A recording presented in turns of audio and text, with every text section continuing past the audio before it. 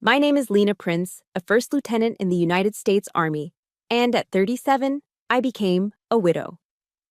Just 24 hours after an American flag was folded with crisp ceremony and placed into my hands at the funeral of my husband, Captain Marcus Coleman, I returned to our home in Richmond, Virginia, to find it being looted.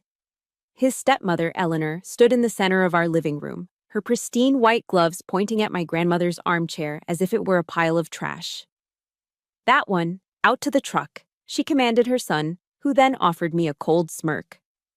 "Oh, Lena, so sorry for your loss," Eleanor said, her voice dripping with insincere sympathy. "But this is a Coleman house, for Coleman blood. You are not Coleman blood. It's as simple as that. Pack your things and go." Her other son, Timothy, picked up our wedding photo from the mantel, physically tore my image from the frame, and tossed it into a trash bin. "We'll keep the one of Marcus," he said casually. "He doesn't need you in the background anymore."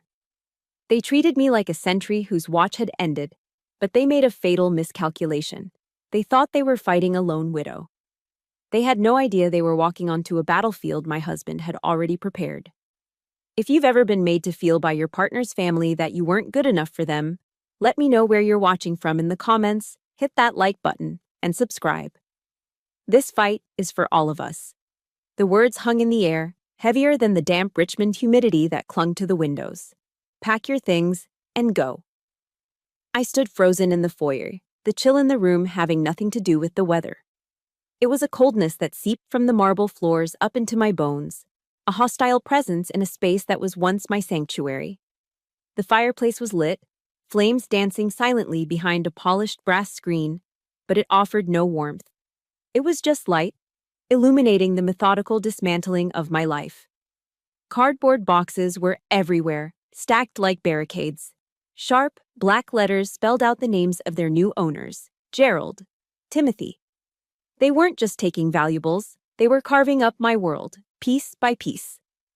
Eleanor moved through the room with the practiced air of an auctioneer, a stack of yellow sticky notes in one gloved hand. She paused at the mahogany sideboard Marcus and I had found in a small antique shop in Fredericksburg. A yellow square was pressed firmly onto its surface. "This for Gerald's dining room," her elegant script declared. She moved to the bookshelf, running a finger over the leather-bound classics Marcus loved. "Timothy's study," another note read. They were shopping in my home, with my memories as their inventory. My voice, when I found it, was quiet, devoid of the storm raging inside me. "Eleanor, what are you doing?" She turned, her expression one of feigned surprise, as if she hadn't noticed me standing there. "Lena, dear, we're simply preserving the family legacy." Her explanation was delivered as if it were the most natural thing in the world, a sacred duty. "Here in Virginia," she said, her tone becoming patronizing, "we value heritage. Assets must be passed down to those who carry the Coleman name to continue the line. It's how things are done." She spoke of bloodline as if it were a religion, and I was a heathen at the gates. She made her larceny sound like a noble obligation. I watched, my military training kicking in, forcing a disciplined calm over the screaming chaos in my mind. Observe, assess, do not engage without a strategy. I was no longer a grieving wife. I was an officer surveying a hostile takeover. Timothy, emboldened by my silence, sauntered over to the wet bar. He poured himself a generous amount of Marcus's best bourbon. Then, he picked up the one coffee mug I kept there, a simple white ceramic mug with Mrs. Coleman written in delicate blue script. It was a silly, happy gift from Marcus from our first anniversary. Timothy took a long drag from his cigarette and, holding my gaze, deliberately tapped the ash into my mug. A gray-black smudge sullied the white ceramic. It was a small act, but it was an act of profound desecration. It was a message. Even your name, your role, is worthless here. It is a vessel for our trash. I felt the muscles in my jaw tighten, my hands curling into fists at my sides. But I held my ground. I didn't move. Eleanor saw the exchange. A flicker of satisfaction crossed her face before being replaced by that mask of counterfeit sympathy. She glided towards the hallway that led to our bedroom. Now, about your personal effects, she announced, her voice echoing slightly. She gestured toward my closet. I'll have the staff pack up your clothes. We can donate them. I'm sure someone will have a use for them. They were stripping me bare. Not just of my home, but of my past, my present. 8 years of marriage, of building a life with the man I loved, being erased and designated for charity. They were turning me into a ghost in my own home, and soon, I wouldn't even have that. Gerald placed a firm hand on my arm. It wasn't violent, but it was insistent. A silent order to move. I think it's time you left, Lena, he said, his voice low. They escorted me to the front door, the three of them forming a human wall between me and my life. As I stepped over the threshold, back into the world that no longer contained my husband, I heard the sharp, definitive sound behind me. Click. The sound of a new lock sliding into place. I stood on the porch, the door now a solid barrier of oak and steel. A light drizzle began to fall, the gray Richmond sky weeping the tears I refused to shed. My reflection in the dark wood of the door was a faint, distorted silhouette of a woman in black. A widow, an exile. My first instinct, the human instinct, was to pound on the door, to scream, to demand entry to my own home. But that instinct was quickly suppressed by years of discipline. A soldier doesn't waste energy on a fortified position they cannot take. They retreat, regroup, and plan their counter-assault. I turned away from the door without a word. I walked down the stone path, each step steady, measured. They could lock the door. They could steal the furniture. They could even try to erase my name. But as I walked away into the rain, one thought crystallized in my mind with absolute clarity. This wasn't a family squabble. This was a declaration of war. This was a military campaign. And it was time to draw up my plan of attack. The rain blurring my windshield was a fitting curtain for the act that had just closed. Each rhythmic sweep of the wipers seemed to scrub away the present, pulling me back into the past. This war hadn't started today, with a locked door and a stolen life. It began 8 years ago, not with a bang, but with a quiet, condescending nickname. The Little Soldier. That's what Eleanor and her sons called me. They never said it to my face, of course. It was always whispered just loud enough for me to hear as I walked out of a room. A verbal pat on the head for the girl from Ohio, playing dress-up in their sophisticated Virginia world. I was Marcus's novelty, the daughter of a union auto worker who had somehow ended up married to a Coleman. To them, my career as a logistics officer in the U.S. Army wasn't a source of pride. It was a quaint, middle-class hobby. At Sunday dinners in their sprawling Richmond estate, Gerald, the investment banker, and Timothy, the corporate lawyer, would hold court, speaking of multi-million-dollar deals and hostile takeovers. Their careers, entirely bankrolled by the family fortune, were deemed noble. Mine was reduced to a caricature. Lena is so vital to the national defense, Timothy once announced at the dinner table, a smirk playing on his lips. She's the logistics queen. Make sure our boys overseas are never without their creature comforts. They envisioned me in a warehouse counting crates, a glorified clerk, because in their world, power came from a stock portfolio, not from rank or responsibility. The fact that my work involved complex supply chains, managing millions of dollars in assets, and ensuring the operational readiness of hundreds of soldiers was an inconvenient detail they chose to ignore. Their contempt wasn't always so subtle. It had a way of escalating in public, as if they needed an audience to validate their superiority. I remember one charity fundraiser at the Virginia Museum of Fine Arts. The air was thick with the scent of old money and expensive perfume. I was in my Army service uniform, the deep blue jacket and white shirt crisp and immaculate. I felt a surge of pride wearing it, a symbol of everything I had worked for on my own merit. Eleanor was gliding through the crowd, a queen in her element, holding a glass of deep, red Cabernet.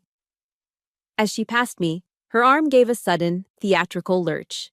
The red wine arced through the air, landing in a perfect bloody splash right across the chest of my white shirt. A collective gasp rippled through the onlookers. "Oh, my dearest Lena, how clumsy of me," she exclaimed, dabbing uselessly at the stain with a silk napkin. But her eyes, cold and calculating, held no apology. They held a glint of triumph. "I am so terribly sorry," she said, her voice loud enough for everyone to hear. "That must be an absolute nightmare to clean. It's not like it's fine silk, is it?" The message was clear, delivered with surgical precision. She hadn't just stained my uniform, she had, in front of her peers, declared it, and by extension, me, to be cheap, common, unworthy of being in her world. I stood there, the cold, wet fabric clinging to my skin, my face burning with a humiliation that had nothing to do with the stain and everything to do with the public nature of the assault. Their attacks were always aimed at the things that defined me, outside of them. Marcus, bless his heart, tried to build a bridge. For our 3rd anniversary, he gave me a beautiful military-grade field watch. It was rugged, functional, with a compass and a durable nylon strap, perfect for my work. It was a thoughtful, meaningful gift that honored my identity. I loved it more than any diamond. Timothy saw it on my wrist during Christmas Eve dinner. He'd just been gifted a new Rolex from his mother, which he made sure to angle into the light at every opportunity. He picked up my arm, his fingers barely touching the watch as if it might soil him. "Well, this is practical," he sneered, the word dripping with disdain.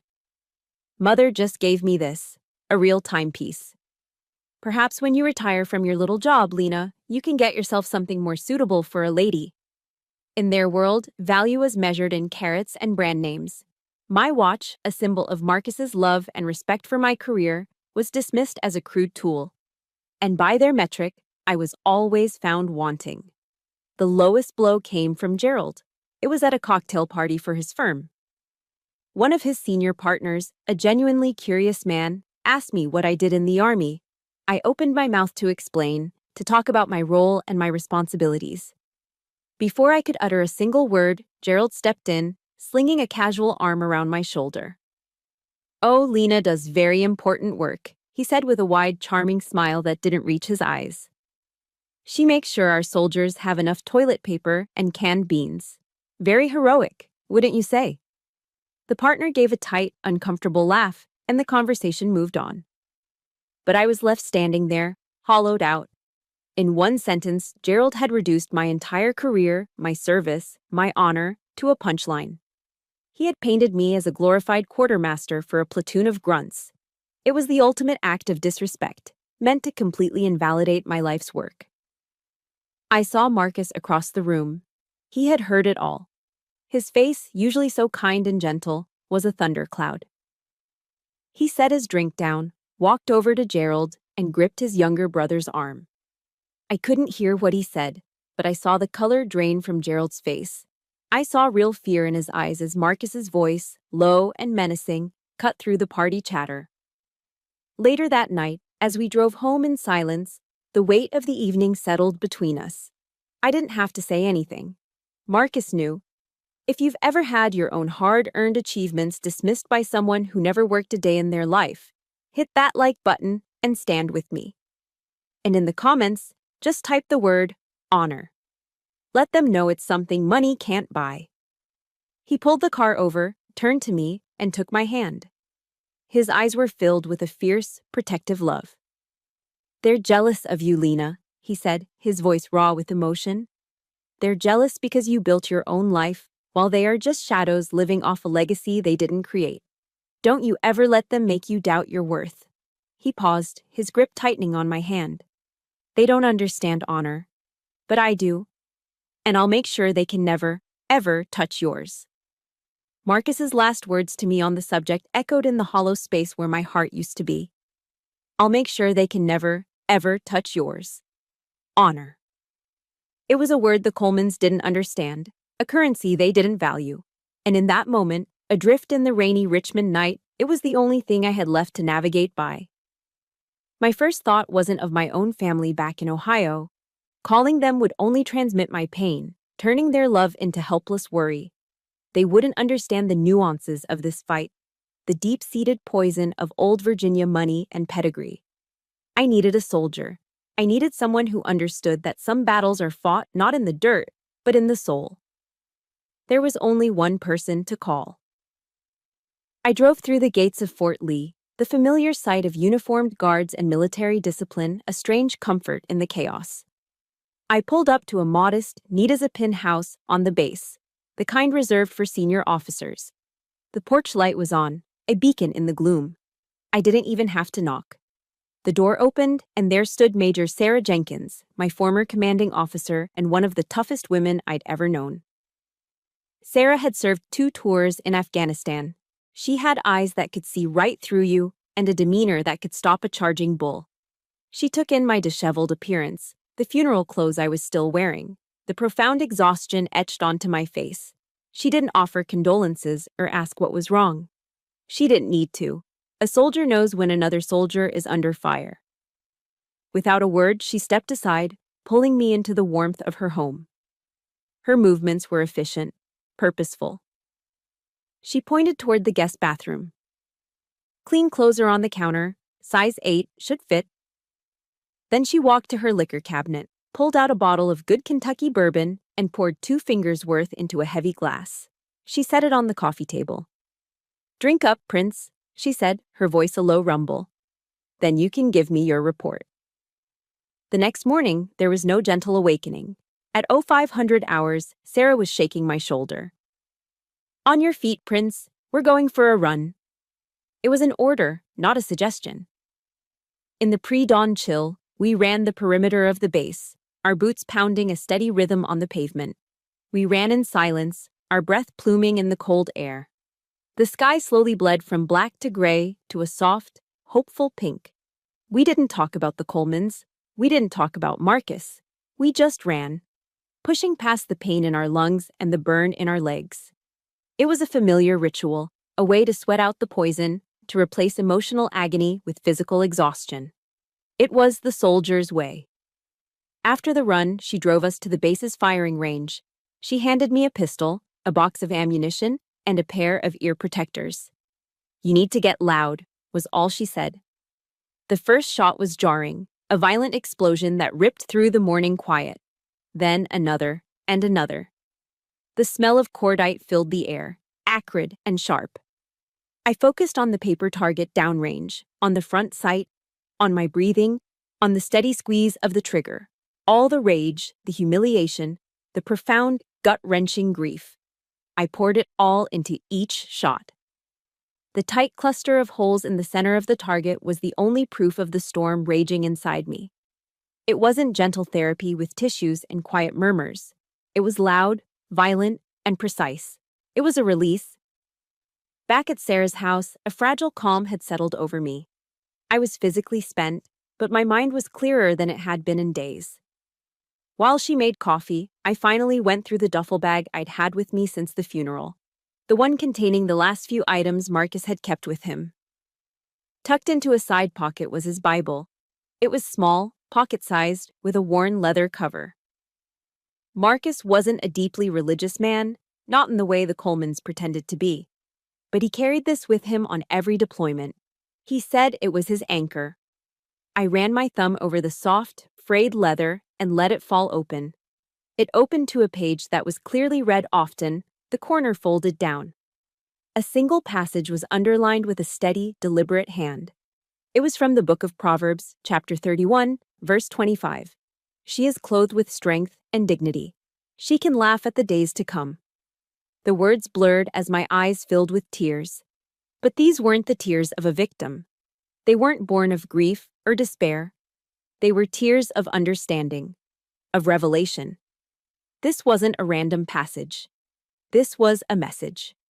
A final piece of intelligence from my husband. He had known this day would come. He had known they would try to strip me of everything, to leave me with nothing.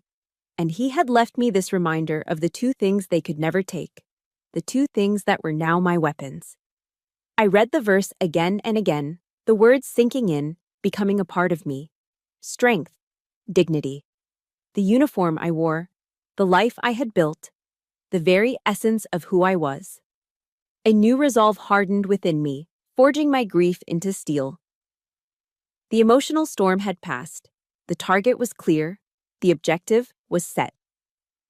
I pulled out my phone and found the number Marcus had given me months ago. for a man he called his contingency plan. I dialed. The phone rang twice before a calm, professional voice answered. Piton. My voice, when I spoke, was unrecognizable from the trembling, broken woman of the day before. It was steady. It was firm. It was the voice of First Lieutenant Lena Prince, United States Army. Mr. Peaton, I said, my tone as crisp as a salute. This is Lena Prince. I am ready to receive my briefing. The address Marcus had given me led to a stately old brick building in downtown Richmond, the kind with polished brass fixtures and quiet carpeted hallways that swallowed the sound of your footsteps. The plaque on the door simply read, Charles Peaton, Attorney at Law. But when I stepped inside, I knew this was no ordinary law office. The room felt less like a place for legal disputes and more like a general's command center. There were no shelves overflowing with dusty law books. Instead, the walls were lined with framed maps of historic battlefields: Gettysburg, Normandy, Antietam. The furniture was dark, solid wood, and the massive desk was clear of everything except a single, neatly squared-off folder. The man who rose to greet me matched the room perfectly. Charles Peaton was in his late 60s, with a full head of silver hair and the ramrod straight posture of a man who had spent his life in uniform. He was a former JAG officer, a lawyer for the Army, and his eyes held a calm, analytical sharpness. His handshake was firm, a grip of mutual respect. Lieutenant Prince, he said, his voice steady and professional. I've been expecting you. Please, have a seat. There was no small talk, no expressions of sympathy. He understood the mission. As I sat, he opened the folder on his desk, and I felt the entire dynamic of my situation shift. I was no longer a grieving widow, lost and alone. I was an officer, present for a briefing. Captain Coleman provided me with a comprehensive overview of all potential contingencies, Peaton began, his words precise. He was an excellent strategist. As such, we have a battle plan already in place. He slid a document across the polished surface of the desk. This is our first line of defense. I looked down at the paper. It was a copy of the deed to our house. My eyes scanned the legal jargon until I saw the key phrase he had highlighted, tenancy by the entirety. Peaton saw the question on my face. It's a form of joint ownership available to married couples here in Virginia, he explained, his tone that of a professor clarifying a crucial point. What it means, in simple terms, is that the moment Captain Coleman passed, 100% ownership of the property automatically, by law, transferred to you. A will is not even necessary. The house, the veterinary clinic, every major asset you own together, it's all yours, Lieutenant.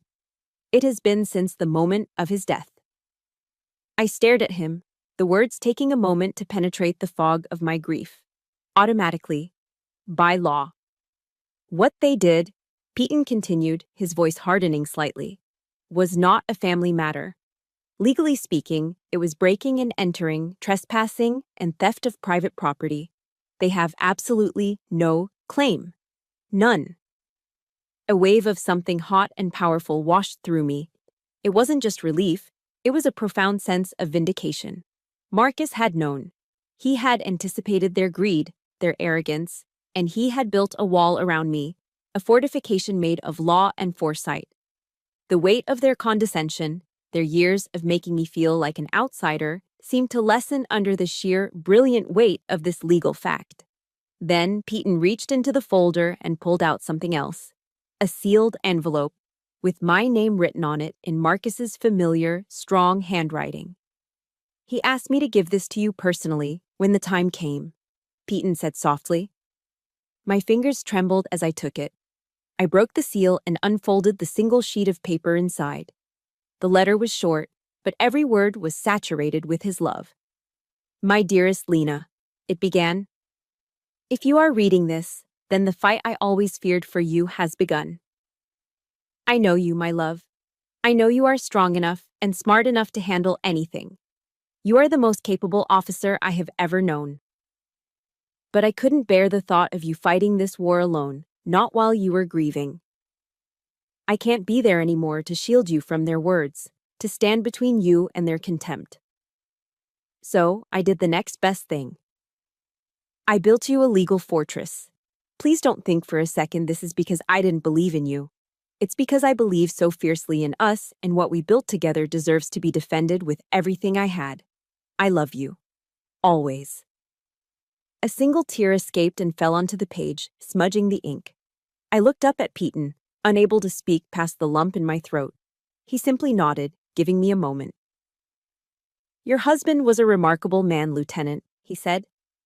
"The last time we spoke, he told me something I've never forgotten.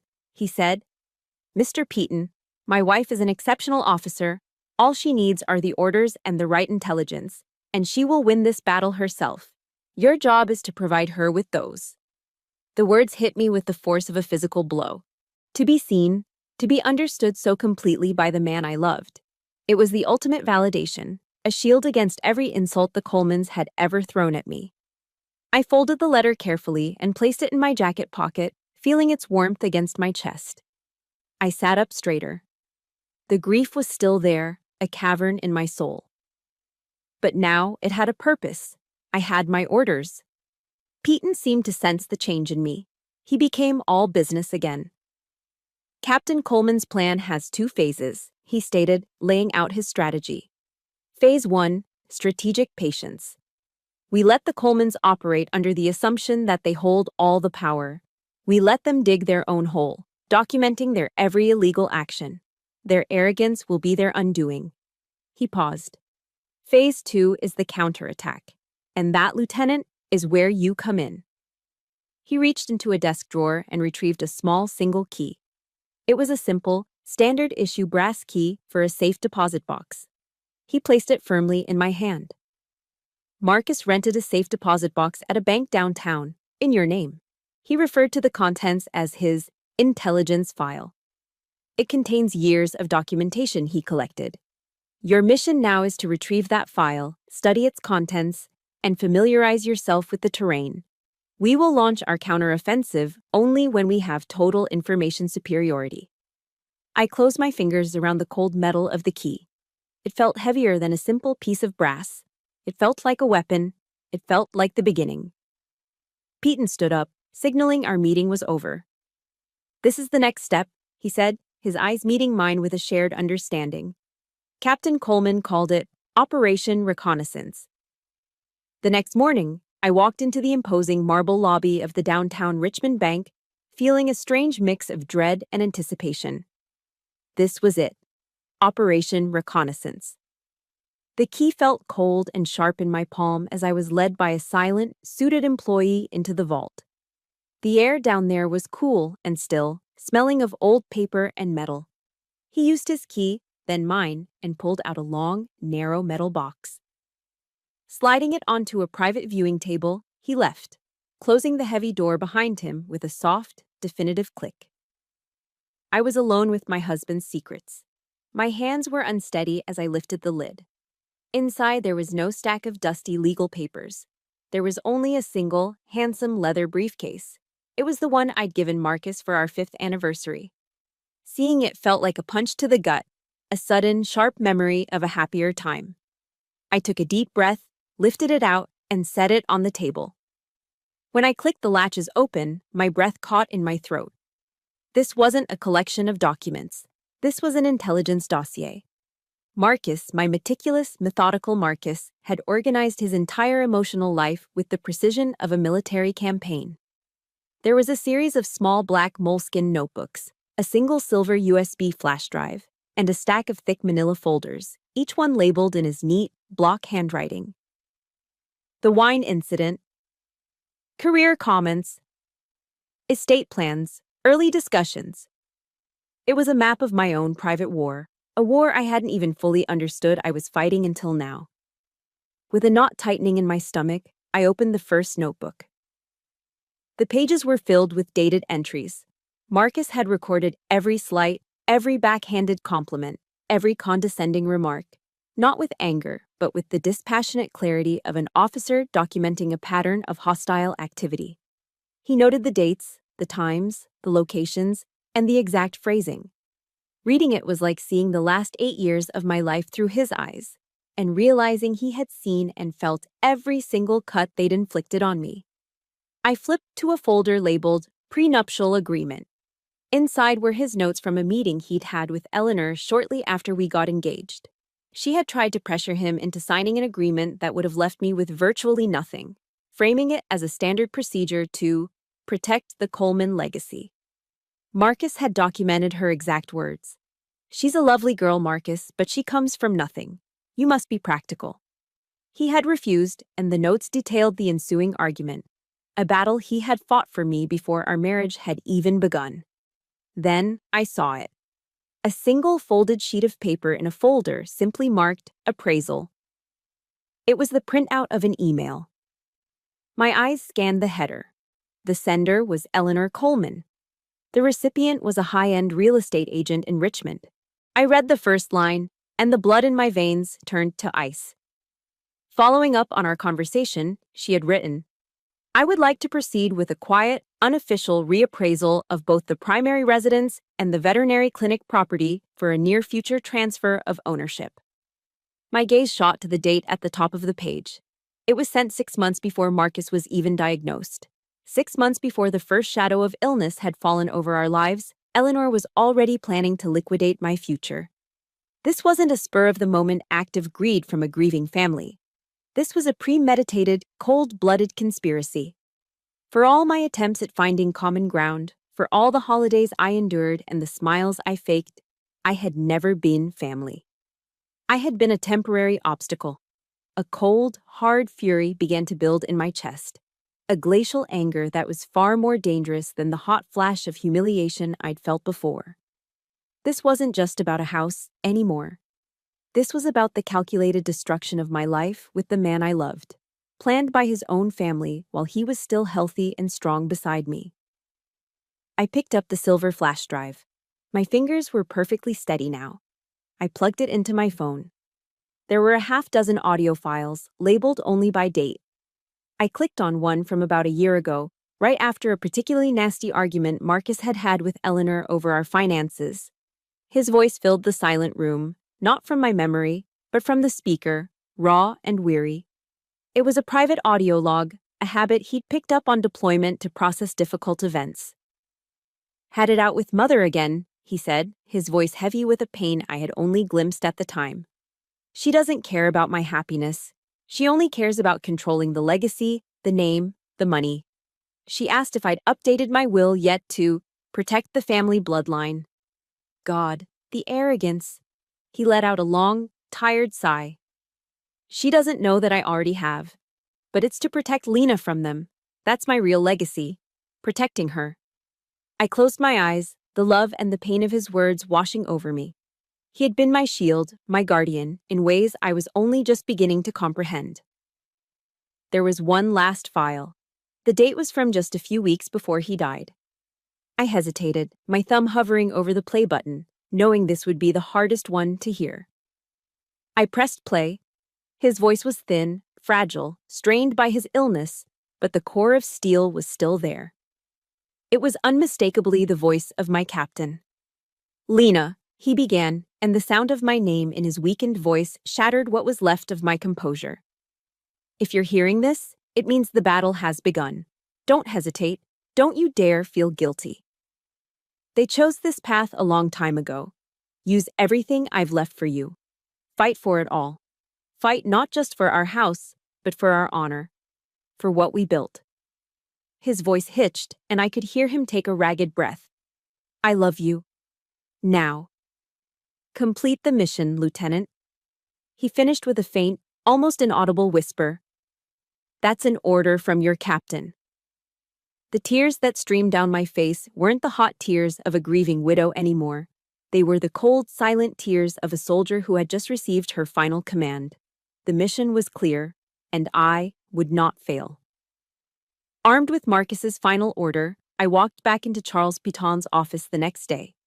The grief was still a part of me, a constant low hum beneath the surface, but it was now encased in a shell of cold, hard purpose.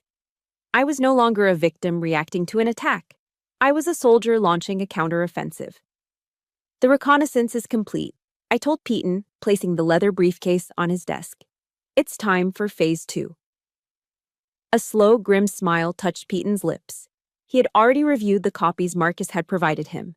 Indeed, Lieutenant, their arrogance has given us the perfect terrain for an ambush. The first move was a calculated piece of psychological warfare. Piton drafted a formal, cease and desist letter. It was a masterpiece of strategic omission. The letter was firm, demanding that the Colemans immediately vacate my property and return all stolen items. But it was also intentionally vague. Piton wrote about my rights as a grieving widow, citing general spousal privileges, but he deliberately left out our primary weapon, the tenancy by the entirety clause. The letter was bait, designed to look like the desperate move of a weak opponent with a flimsy legal standing. We were inviting them to underestimate me one last time. We didn't have to wait long. 2 days later, a response arrived from their lawyer, a man whose letterhead was as stuffy and overpriced as his client's. The tone was exactly what we'd hoped for: condescending, dismissive, and utterly arrogant.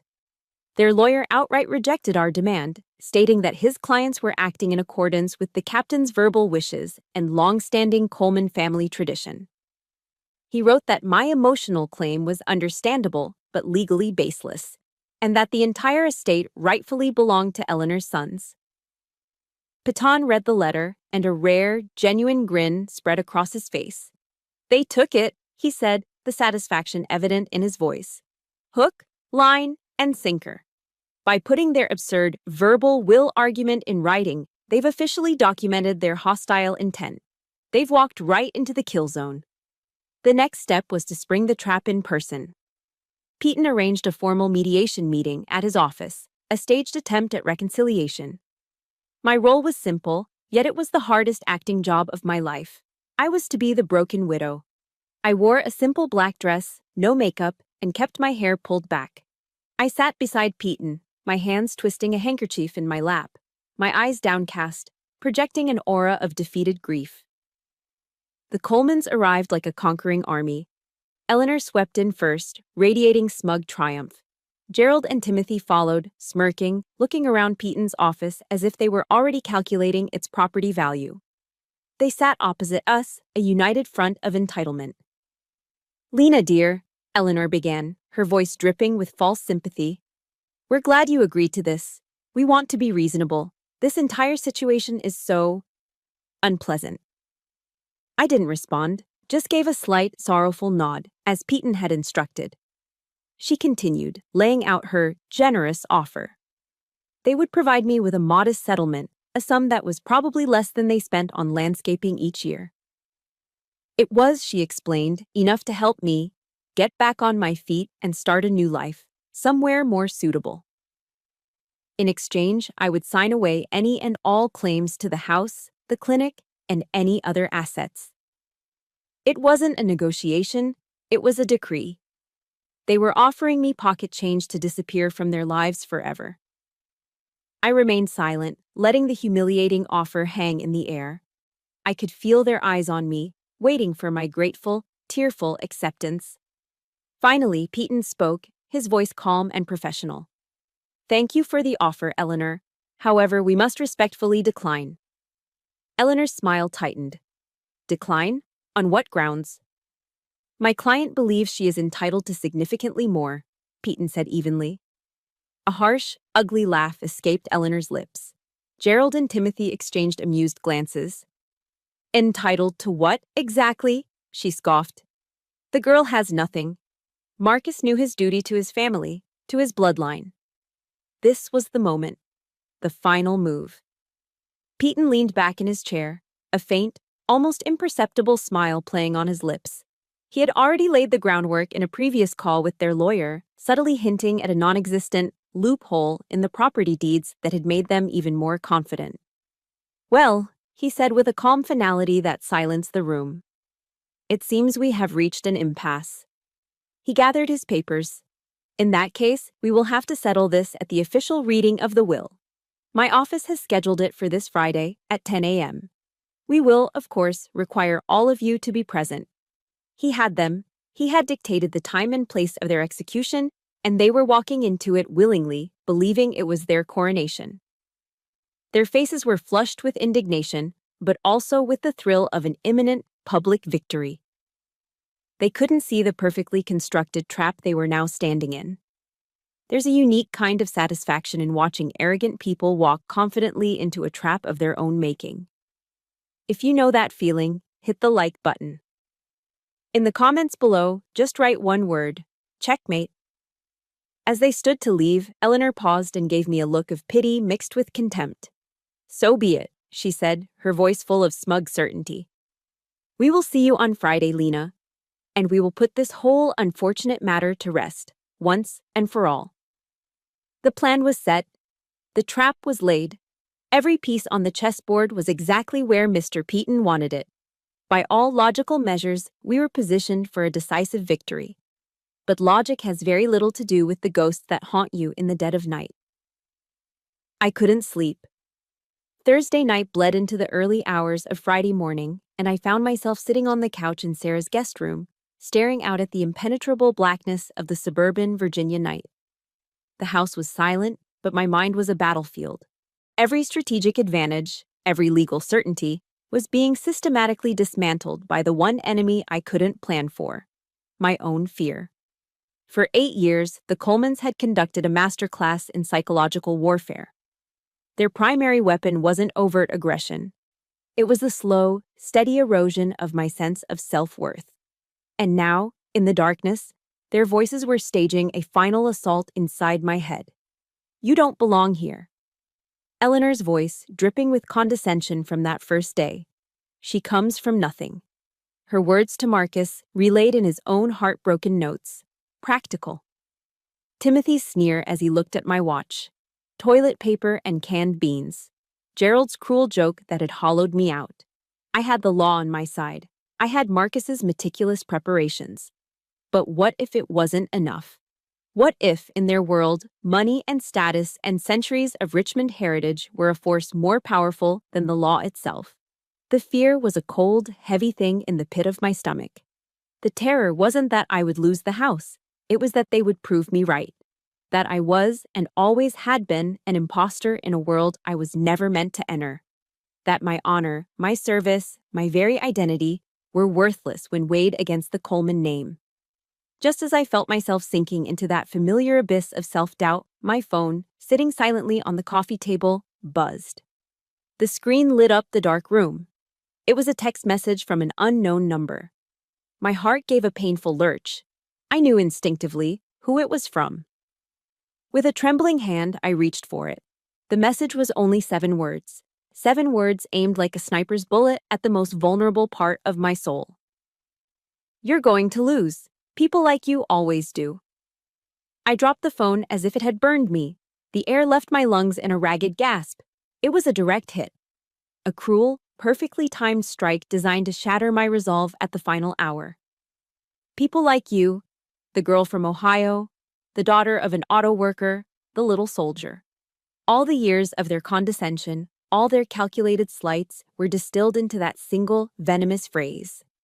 And for a terrifying moment, I believed them. The plan felt flimsy, the law felt distant, and I felt small and powerless, just as they had always wanted me to feel. I almost broke. I almost surrendered to the crushing weight of their narrative. But then, the image of Marcus's leather briefcase flashed in my mind. The anchor, the legacy. I stood up, my movements stiff, and walked over to where I'd left it by the door. I clicked the latches open, the sound echoing in the silent house. This time, I didn't reach for the legal files or the audio logs. I reached past the evidence, past the instruments of war, and pulled out a worn, bundled stack of letters tied with a simple ribbon. The letters Marcus had written me during his first deployment to Afghanistan, long before the Colemans were anything more than a distant, intimidating concept. I sat on the floor and untied the ribbon. The paper was soft, worn from countless readings.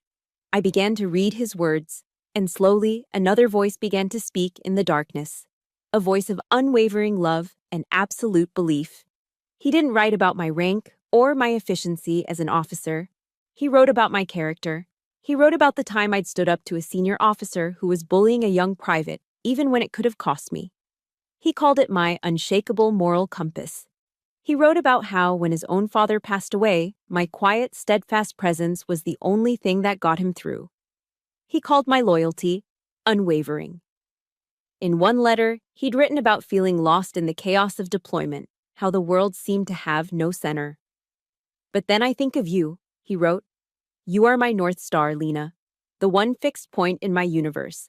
As long as I have you, I'm never truly lost." My North Star. Not the little soldier, not the girl from nothing. His North Star. I read for hours, letting his words rebuild what the Colemans had spent years trying to tear down. They had judged me by my bank account and my family tree. Marcus had judged me by the content of my character. And in his eyes, I was more than enough. I was everything. Their power was built on a foundation of money and arrogance. My power was built on a foundation of love and honor. And I knew which one was stronger. The first hint of dawn was breaking when I finally stood up. The fear was gone. The doubt was gone. In their place was a cold, quiet calm. I knew what I had to do. I didn't choose a civilian suit for the meeting. I walked to the closet and took out the garment bag containing my Army service uniform, my dress uniform, my armor. I laid it out on the bed with ceremonial precision. The crisp, white shirt, the perfectly pressed dark blue jacket and skirt. I polished the brass on my belt until it gleamed. I pinned my rank and insignia onto the lapels, each piece a testament to years of service and dedication. As I dressed, I felt a transformation. With each button, with each perfectly aligned ribbon, I was shedding the identity of the grieving, uncertain widow and stepping back into myself. Lieutenant Lena Prince, United States Army. This uniform was everything they despised. It represented merit over inheritance, duty over privilege, and honor over wealth. Fully dressed, I stood before the full-length mirror. An officer stared back at me, her expression resolute. The woman who had crumpled on the floor in the dark hours before dawn was gone. A soldier stood in her place. I took a deep breath, my back straight, my shoulders squared. My final orders echoed in my mind, not as a memory, but as a direct command. "Complete the mission, Lieutenant," I whispered to my own reflection. When I walked into the conference room at precisely 10 a.m., the air was already thick with a tension you could cut with a knife.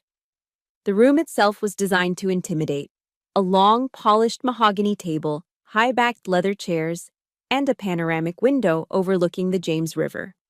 It was a cathedral of corporate law, and the Colemans, seated on one side with their lawyer, looked perfectly at home. They were dressed in expensive, somber suits, the very picture of a grieving, powerful family. Smug satisfaction radiated from them like heat. Then, they saw me. The smugness flickered, replaced by a momentary flash of confusion, then contempt. I hadn't come as a widow. I had come as a soldier. My Army service uniform was immaculate, the brass on my belt buckle gleaming under the recessed lighting. My posture was straight, my movements economical. I took my seat opposite them, next to Mr. Peaton, and placed my cover squarely on the table in front of me. I didn't meet their gaze. I looked straight ahead, focusing on the man seated at the head of the table. This was Peaton's masterstroke. The man wasn't just a notary. He was Judge Lawrence Miller, retired from the Virginia Circuit Court, a man whose reputation for integrity was legendary in Richmond legal circles. He was a friend of Peaton's from their JAG Corps days, and he had agreed to act as the independent executor of the will. His presence stripped the Colemans of their home field advantage. They weren't dealing with a grieving girl anymore. They were under the scrutiny of the law itself. Eleanor, ever the matriarch, recovered first. She cleared her throat and offered a practiced, sorrowful smile. "Lena, Mr. Peaton, thank you for coming. I know this is difficult for all of us," she began, her voice a smooth performance of grief. "We all hope to resolve this quickly, in a way that would honor Marcus's true wishes." Their lawyer, a slick man named Preston, launched into their argument. He spoke of private family conversations, of sacred traditions, and of Marcus's supposed intent to keep the Coleman legacy intact. It was a flimsy narrative woven from half-truths and pure fiction. and Judge Miller listened with an impassive, stony expression that gave nothing away. When Preston finished, the room was silent. Then Mr. Peaton calmly reached into his briefcase and produced a single, sealed document. He slid it onto the center of the polished table. The sound was quiet, but it landed with the force of a gavel. "This," he said, his voice clear and steady, "is the last will and testament of Captain Marcus Coleman, properly signed, witnessed, and notarized. It is the only legally binding will that exists." He looked at Judge Miller, who nodded for him to proceed. "In it, Captain Coleman leaves his entire estate, including the residence on Monument Avenue, the veterinary clinic, and all financial assets, to his beloved wife, First Lieutenant Lena Prince." The self-satisfied mask on Eleanor's face cracked. A deep, ugly flush crept up her neck. "That's preposterous," she snapped, her voice losing its polished edge. "He would never. We will contest this. That document is a fraud." Gerald and Timothy murmured their agreement, puffing up with indignation.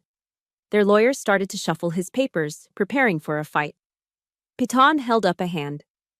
"That is, of course, you're right," he said with lethal calm. But he didn't look at their lawyer. He looked directly at Eleanor. "But before you make that official declaration, perhaps you should hear a few more of the captain's final words." He reached back into the briefcase and pulled out another document. It was the letter from Marcus's intelligence file. "This is a letter Captain Coleman left in my care, to be read aloud at this meeting should any dispute arise." Peaton began to read. His voice was dispassionate, a neutral vessel for Marcus's scalding words. He started with the nicknames, "the little soldier," and "the constant belittling of my career." He read Marcus's pained account of the wine incident at the museum fundraiser, describing Eleanor's triumphant eyes. The flush on Eleanor's face deepened to a furious crimson. He continued, his voice never wavering. He read Marcus's notes on Timothy's sneering remarks about my watch versus his Rolex. He recounted Gerald's cruel joke about toilet paper and canned beans. With each sentence, another layer of their respectable facade was stripped away, exposing the rotten core beneath. The room was deathly silent. The only sound Piton's steady voice and the frantic, shallow breathing of the Colemans. Then came the hammer blow. "My wife has endured these slights with a grace my family has never deserved," Peaton read, quoting Marcus directly. "But I have recently discovered their contempt goes far beyond social snobbery. It has entered the realm of conspiracy." He paused, looking up from the page to let the weight of the words settle in the room. He then read the contents of the email from Eleanor to the real estate agent, sent 6 months before Marcus's diagnosis, requesting a quiet reappraisal for a near-future transfer of ownership. The color drained from Eleanor's face in an instant. She went from furious red to a ghastly, mottled white. She looked, for the first time, like a cornered animal. Gerald and Timothy stared at her, their mouths agape, shock and betrayal warring with fear in their eyes. Peaton wasn't finished. He let the silence stretch for a long, agonizing moment before delivering the final, decisive strike. "And finally," he said, his voice dropping slightly, "Captain Coleman, anticipating this very scenario, was careful to include a standard no-contest clause in his will." He set the letter down and folded his hands, looking directly at Eleanor, whose face was now a mask of pure horror. "For the benefit of your lawyer, this clause stipulates that should any beneficiary formally challenge the validity of the will, that beneficiary, along with their direct descendants, is immediately and irrevocably disinherited from the entirety of the estate. Not just the major assets, but every photograph, every piece of furniture, every single sentimental keepsake Marcus may have left for you." He leaned forward, his voice a quiet, devastating finality. "A moment ago, Mrs. Coleman, you officially and in front of a retired judge stated your intent to contest the will." He held her gaze. "As per your son's final wishes, you are now entitled to nothing. The game is over." It was as if the world had stopped. Eleanor stared at him, her mind clearly struggling to process the totality of her defeat. Then a choked, strangled sound escaped her throat. She didn't scream. She didn't cry. She simply collapsed. Her proud, rigid posture dissolved, and she sank into her expensive leather chair, a broken, defeated woman. Gerald and Timothy looked from their mother's shattered expression to each other, raw panic dawning on their faces. The battle was over. The war was won. The aftermath of a battle is never glorious. It's a landscape of silence, exhaustion, and the quiet accounting of what's been lost. After Judge Miller officially adjourned the meeting, Peyton and I walked out into the sterile, quiet hallway of the law firm. There was no elation, no triumphant cheer. There was only the profound, bone-deep weariness of a war finally ended.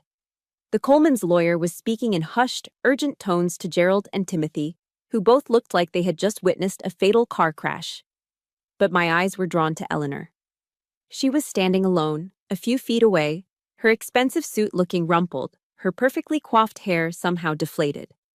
The queen had been deposed, and all that was left was a desperate, broken woman. She saw me looking and took a hesitant step forward. The arrogance was gone, replaced by a raw, pleading desperation that was almost more horrifying to witness. "Lena, please," she began, her voice a reedy whisper I'd never heard before. "My son. He wouldn't have wanted this." I looked straight into her eyes, and what I felt wasn't hatred. It wasn't even the satisfaction of victory. It was just nothing. A vast, hollow emptiness. The part of me that had once craved her approval, that had flinched from her insults, had been cauterized and cut away. There was nothing left for her to hurt. "There's nothing left to say, Mrs. Coleman," I said, my voice flat, devoid of emotion. I didn't raise it. I didn't accuse. I simply stated a fact. Then I turned my back on her and walked away, leaving her alone in the wreckage she had built. The next day, I reclaimed my territory. Peyton had arranged for 2 Richmond police officers to be present, not for a confrontation, but for what they called a civil standby, to ensure a peaceful transfer. When we arrived at the house, a professional moving truck was already parked at the curb. The front door was opened by a defeated-looking Timothy. The cardboard boxes belonging to him and Gerald were still stacked in the foyer, pathetic monuments to their failed invasion. They didn't speak a word as the movers I'd hired, under my calm direction, began the systematic process of removing every item that belonged to the Colemans. There was no argument, no resistance. The fight had gone out of them. I watched as they took out the ornate chairs Eleanor had coveted, the mahogany desk intended for Timothy's study, the boxes of silverware and china. It all looked so small and tawdry now, the spoils of a petty, soulless war. When the last box was loaded onto the truck, I had a locksmith, who was waiting patiently, change the locks for a second time. As the heavy oak door clicked shut, sealing me inside and them outside for good, I stood in the middle of the nearly empty living room and took the first deep, clean breath I had taken in years. I was home. The silence was a balm, but it was short-lived. That evening, my phone rang. It was Gerald. I almost didn't answer, but some final, weary impulse made me accept the call. His voice was unrecognizable. The sneering arrogance was gone, replaced by a wheedling, sycophantic tone. "Lena." "Lena, it's me, Gerald," he said, as if I might have forgotten. "Listen, I've been thinking. Maybe we all just got off on the wrong foot. Marcus, he would have wanted us all to be a family, to forgive and forget." I listened in silence, my stomach turning. "So," he continued, his voice oozing false sincerity, "I was thinking, maybe you could just talk to your lawyer, just as a gesture of goodwill. That no contest clause, it seems a bit harsh, don't you think?" There were a few things of Marcus's, his watch collection, for example. He always said I could have them one day. And there it was. Not an apology. Not a hint of remorse. Just the same grubbing, grasping greed that had started all of this. He wasn't mourning his brother. He was mourning a collection of expensive timepieces. The exhaustion I felt was suddenly burned away by a cold, clear flame of finality. I cut him off. "Gerald," I said, my voice as quiet and sharp as a shard of ice.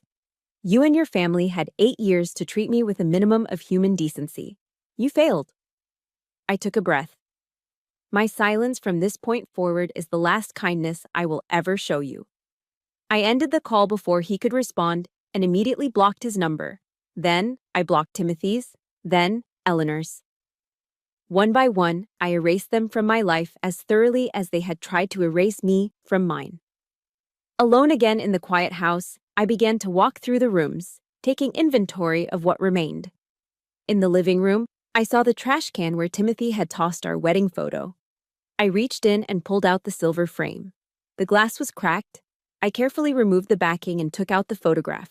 I wiped the smudge of ash from my face in the picture and set it back in its rightful place on the mantel. And suddenly, the grief for Marcus, the pure, untainted grief, hit me like a physical blow. A wave of sorrow so profound it buckled my knees. The victory, the legal battles, the anger. All of it faded away. And all that was left was the searing pain of his absence. But this time, the grief was different. It wasn't tangled up with bitterness or resentment. The mission was complete. His honor was protected. Now, finally, I could begin the real work of mourning my husband. I stood there for a long time, looking out the window at the garden he had loved so much, the roses he had planted for me just beginning to bud. The house was quiet. The war was over. And in the silence, a new, unfamiliar question began to form in my mind. What comes next? I picked up my phone, but it wasn't my lawyer I was thinking of calling. It was someone else entirely. 6 months later, sunlight, the warm, unapologetic sunlight of a Virginia spring, streamed through the living room windows, painting golden stripes across the hardwood floors. The house was no longer a cold, contested territory. It was a home, filled with the quiet hum of a new life. The silence was punctuated by the happy thump, thump, thump of a tail against a worn leather armchair. That was Major. I'd found him at a local animal shelter a few months back. He was a senior German Shepherd mix, with wise, soulful eyes and a touch of gray around his muzzle. The shelter staff said most people overlooked the older dogs. They wanted puppies. But I knew better. I knew what it felt like to be overlooked, to have your best years behind you and still have so much love to give. I named him Major, a rank just below captain, a quiet nod to the man who would have adored him. He was now the undisputed commander of the backyard and the keeper of my heart. My life had found a new rhythm. I still served as a logistics officer at Fort Lee, but the uniform no longer felt like armor. It was just a part of who I was, not the whole of my defense.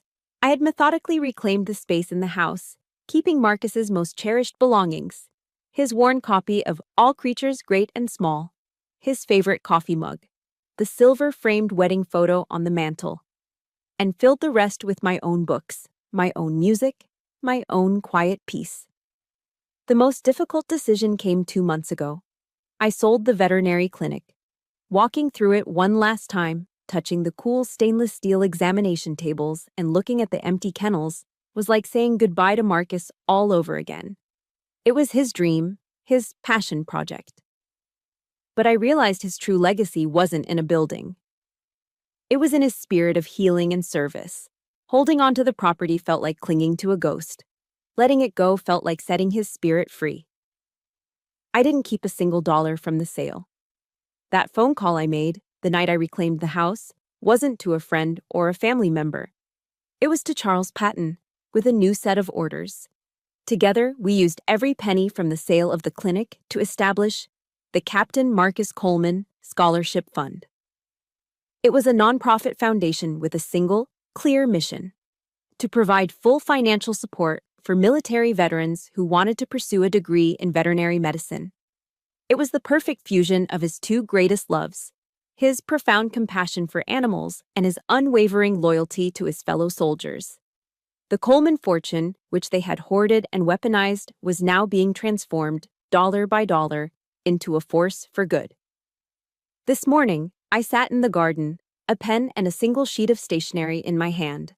The roses Marcus had planted for me were in full, glorious bloom, their scent hanging sweet in the air. Major was lying at my feet, his head resting on my boots. It was time for my final after-action report. "My dearest Marcus," I wrote, "the battle is over. The mission is complete. I held the line, just like you knew I would. But your legacy? Your legacy is just beginning. Every time a wounded animal is healed by a veteran's gentle hands, every time a soldier finds a new purpose after their service, that will be you. You are still here, living and breathing in every act of kindness we send out into the world. I love you. Always. I folded the letter, but I didn't put it in an envelope. I knew he had already received the message. The final scene of this long campaign wasn't fought in a courtroom or a silent house. It took place in a modest auditorium at Virginia Commonwealth University.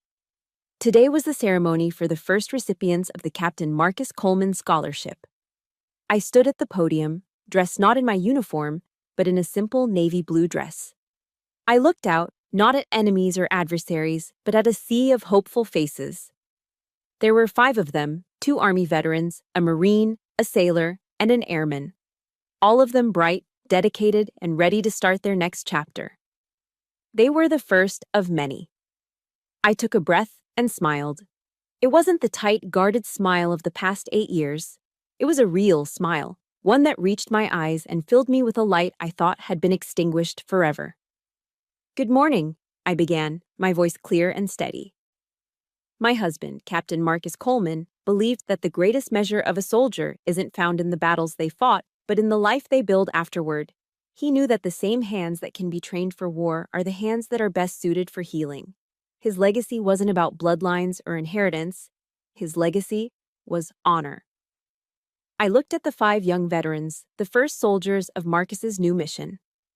"And today," I finished, my voice thick with a gratitude that felt as vast and bright as the sunlit room. "Together, we honor that legacy by building a better world, one act of service at a time." I had finally found my peace, not by erasing the past or forgetting the pain, but by transforming it into a brighter future for others. My journey was long, and for years, I thought my story was about fighting back against disrespect. But I see now that it was always about fighting for something, for honor, for love, and for the belief that our deepest wounds can become our greatest strengths. Your own battles may look different, but the courage it takes to heal and build a new life is the same. Thank you for walking this path with me. If this story resonated with you, please hit that like button and subscribe to be a part of our community. And in the comments below, I would be honored if you would simply write, "I am building my legacy." Because every single one of us is.